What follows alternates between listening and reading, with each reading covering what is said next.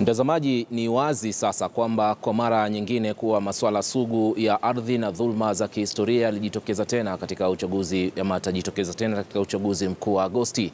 Kinara wa CORD Raila Odinga ameisuta serikali kwa madai ya kuwapatia watu wa pwani hati miliki bandia, hivyo basi kukosa jitihada mahsusi kutatua swala hilo la miaka ya nyuma kwa mujibu wake. Mdahalo huo ulishika kasi hii leo wakati mrengo wa CORD ukiendelea na kampeni ya kuwarai wa Kenya kujiandikisha na kuwa wapiga kura maeneo ya Kwale, Mombasa na sehemu nyinginezo. Mwanahabari Francis Ontomwa na maelezo zaidi. Kwa siku ya pili mfululizo, kinara wa ODM Raila Odinga aliendelea na ziara yake eneo la pwani, akizuru Ukunda, Likoni na Mombasa mjini. Huku takwimu za tume ya uchaguzi nchini IEBC zikionyesha kuwa idadi ya waliojitokeza bado iko chini, Raila hakuchelea kuwapa changamoto wakazi wa pwani.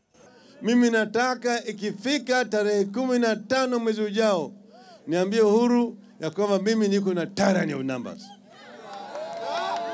Mko tayari? Eneo la pwani likisalia mojawapo ya ngome muhimu zaidi kwa upande wa upinzani, viongozi waliojumuika mahali hapa wakaonekana kuzindua mjadala wa kuhimili himaya yao.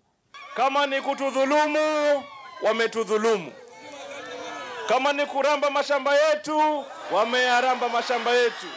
Raila hahitaji kuja kwa wingi kama hivi.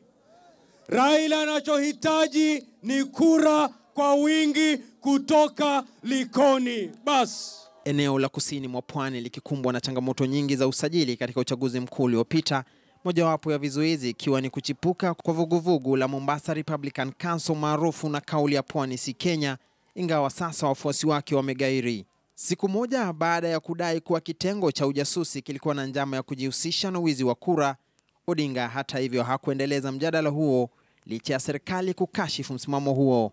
Huku zoezi la kujiandikisha kupiga kura likiwa limeshika kasi hapa eneo la pwani, mrengo wa CORD sasa unatumia fursa hii kuweza kuzungumzia masuala muhimu yatakayoonekana katika uchaguzi mkuu ujao. Francis Ontomwa, KTN leo, Likoni, Mombasa.